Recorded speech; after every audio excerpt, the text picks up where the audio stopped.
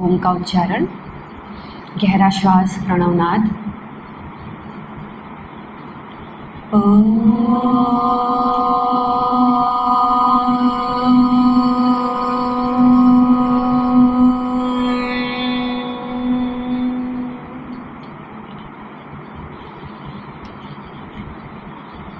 प्यारे बच्चों, आज कौन सा दिन है? 26 जुलाई। तो महत्वपूर्ण दिन है आज। क्या आपको पता है क्या है आज? तो हमने तो लिख ही दिया है बोर्ड पर, क्या है? कारगिल विजय दिवस। तो आप जानते हैं कारगिल युद्ध हुआ था, कब हुआ था कारगिल युद्ध? 1999 में। शाबाश, उनके लिए तालियां बजाइए, बहुत अच्छा। 1999 में। आपका नाम भूल गई मैं। जशनदीप जी ने बताया 1999 में कारगिल युद्ध हुआ था। क्यों हुआ था, किसके बीच में हुआ था, ये भी पता होना चाहिए, है ना। तो मई 99 से लेकर के जुलाई 99 तक, यानी 26 जुलाई तक ये युद्ध चला। युद्ध का कारण क्या था? पाकिस्तानी घुसपैठिए कहो या सैनिक कहो, वो हमारे भारत में घुस गए थे। घुसपैठिए हैं तो घुसेंगे ना भारत में। तो LOC सुना है ना आपने? LOC जो रेखा है उसको पार करके आ गए थे। उनका जो उद्देश्य था, जो लद्दाख में है हमारे सैनिकों के लिए आपूर्ति न पहुंचे, इसके लिए उनको डिस्टर्ब करना था हमारे मार्ग को।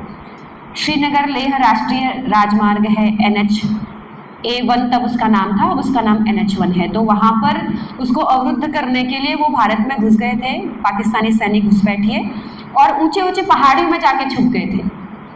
तो तब हमारे देश ने ऑपरेशन विजय चलाया। क्या चलाया?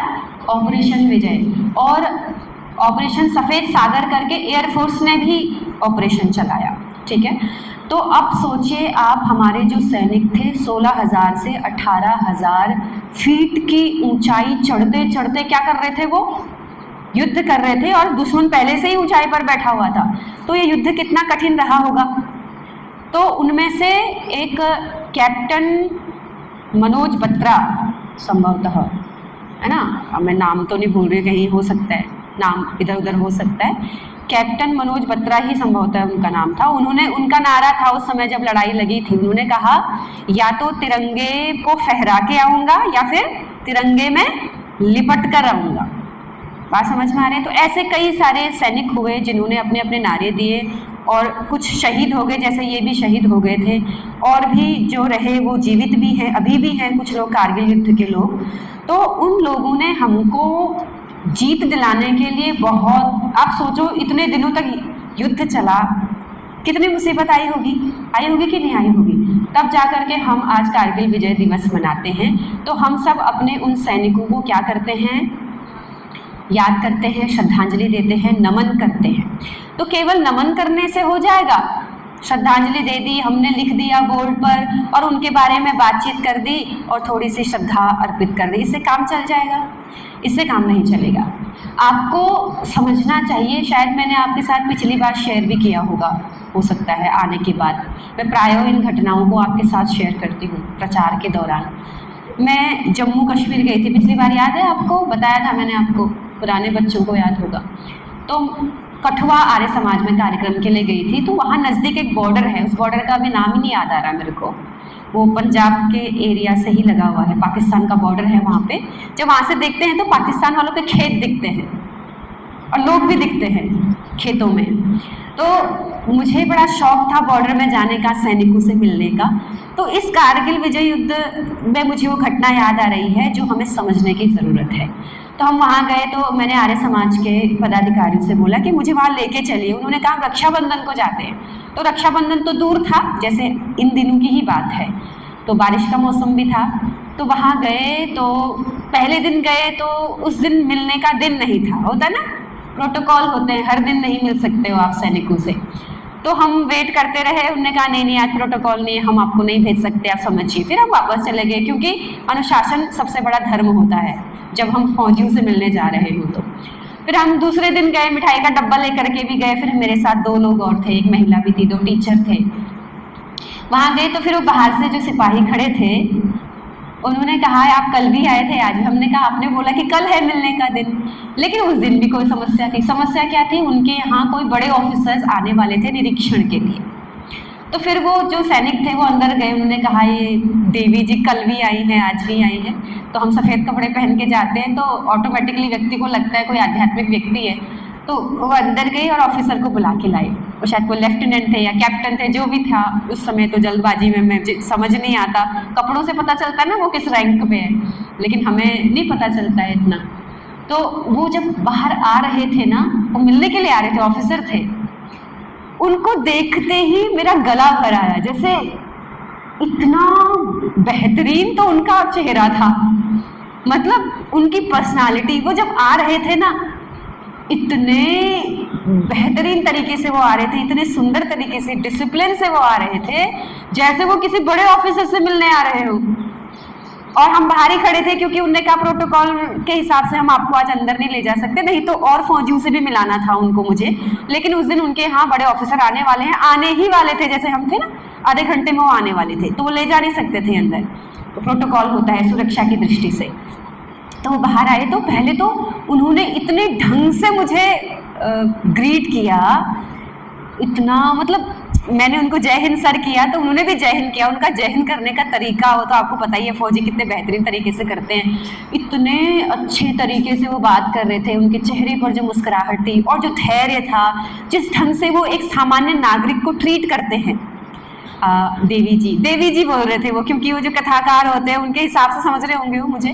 तो देवी जी हम क्षमा चाहेंगे, प्रोटोकॉल नहीं है, हम आपको आज अंदर नहीं ले जा सकते, कुछ देर में हमारे कुछ ऑफिसर आने वाले हैं, हम क्षमा प्रार्थी हैं। ऐसे झुक कर के इतने अच्छे ढंग से। तो फिर मैंने उनसे कहा नहीं सर, ऐसी बात नहीं है, आप इतने कड़ी अनुशासन में रहते हैं, उसमें हम इतना भी अनुशासन नहीं निभा पाएंगे तो हम नागरिक कहलाने के लायक नहीं है। तो मुझे उस समय एहसास हुआ, मुझे तो फौजियों को देख के पहले ही रोना आ जाता है, पता नहीं इतना प्रेम है मुझे उनसे, ऑटोमेटिकली अंदर से एक भाव उत्पन्न होता है ना। फौजी सब कुछ छोड़ के वहाँ पे खड़ा होता है। क्यों होता है आप ये समझिए इस चीज़ को। फौजी हमें 3 चीज़ें सिखाता है, और तो बहुत कुछ चीज़ें सिखाते हैं। पहली चीज़ है अनुशासन। क्या सिखाते हैं वो? अनुशासन। अनुशासन के कड़े होते हैं, बिना अनुशासन के कुछ नहीं होता। तो उनका अनुशासन उनके पर्सनालिटी में दिख रहा था। और दूसरी चीज़ सिखाते हैं राष्ट्र प्रेम, कुछ भी हो जाए नियम के विरुद्ध नहीं जाएंगे, राष्ट्र सर्वोपरि है। तीसरा सिखाते हैं कर्तव्य भाव। क्या सिखाते हैं? अपने नागरिक के साथ भी कैसा व्यवहार करना है, कैसा कर्तव्य निभाना है, अपने देश के प्रति कैसे कर्तव्य निभाने हैं। कितने हाई लेवल की ट्रेनिंग इनको दी जाती है। ये क्यों होता है सैनिकों में?